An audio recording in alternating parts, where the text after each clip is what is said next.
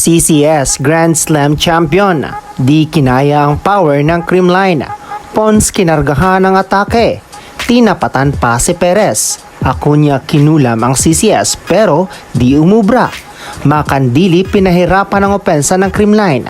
Good day, Heartstrong, and welcome back to our channel. Pero bago natin yan simulan, huwag mong kalimutan mag-like, share, subscribe, and click mo ang notification bell para update ka sa ating mga video. Matinding bakbakan ang binigay ng Creamline at Signal sa laban. Halos hirap ngang makahinga ang mga fans dahil sa dikit na talaga ang labanan ng both teams. Binusugan nila ang manunood dahil umabot nga sa 5 set ang laban. Naiuwi nga ng Creamline ang panalo 21-25, 25-17, 20-25, 26-24 at 15-13. Nagkaroon nga ng magandang run ang Signal sa unang set dahil sa kanilang malalang depensa. Halos hirap nga si Pons na makapuntos at bantay na bantay nga ito ni Makandili. Mataas nga sa atake ang Signal sa unang set. Bumanat nga rito ng puntos si MJ Perez dahilan na rin sa magagandang passing ng Signal at mga sets ni Cayuna. Sinubukan namang dumikit ng Creamline sa latter part ng set, subalit error nga ni Panaga ang tumapos sa laban 25-21. Sa panimulangan ng set 2 ay naging maganda ang laro ng Creamline. Mukhang nagawa na nga nila ng adjustment ang laro ng Signal.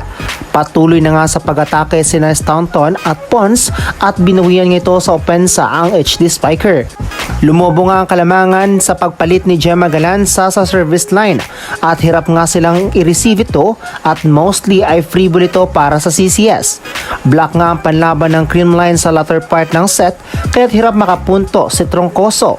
Back-to-back block nga ang ginawa ng CCS kaya't lumaki ang kanilang kalamangan 22-16. Mas nanaig nga ang kumpiyansa ng Creamline at hindi na nga nagawa pa ng Signal na makuha ang momentum sa laban. Kaya't naipanalo ng CCS ang second set 25-17. Sa third set naman ay bumawi rito ang Signal HD Spiker. Nagpaulan nga sa MJ Perez ng malalakas na atake kaya't napilitan si Coach Sherwin na muling ipasok si Gemma Galanza sa laban. Gumawa naman ito ng punto si Gemma, subalit nung ipinalit nga si Mafe Galanza ay sunod-sunod na puntos ang nagawa ng HD Spiker dahilan sa errors ng CCS. Gumawa naman ng run ng Creamline, especially si Gemma Galanza, nang gumawa ito ng sunod-sunod na puntos para sa koponan. Subalit di nagpakabog si MJ Perez at muling binuhay ang laro kaya't nakuha nila ang sa 3, 25-20. Bumawi naman ang Creamline sa fourth set at di na nga sila pumayag na matalo nga lang sila ng ganun-ganun na lang. Hindi nga muna ipinasok ko Staunton as starter at ginawa itong opposite at ipinalit kay Gumabaw. Ibang estratehiya nga ang ginawa dito ni Coach Sherwin upang muling manumbalik ang laro ng Creamline. Halos kabado na nga ang lahat ng fans dahil unti-unti na nga nahabol ng Signal ang kalamangan ng CCS. Nagkaroon pa nga ng extended of sets dahil sa blockable dito si Gemma Galanza.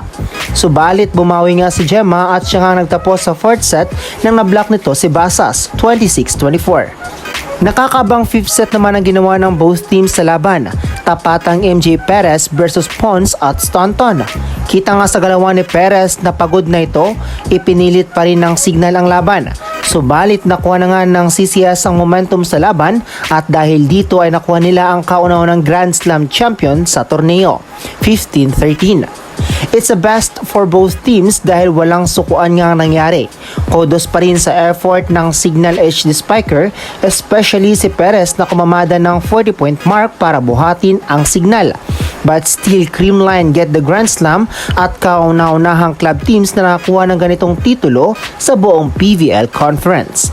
Ikaw mga ka-Heartstrong, isa ka ba sa nabilib sa performance ng Creamline? Comment down below. So hanggang dito na lang muna mga ka-Heartstrong. Do not forget to subscribe and click the notification bell para update ka sa ating mga video.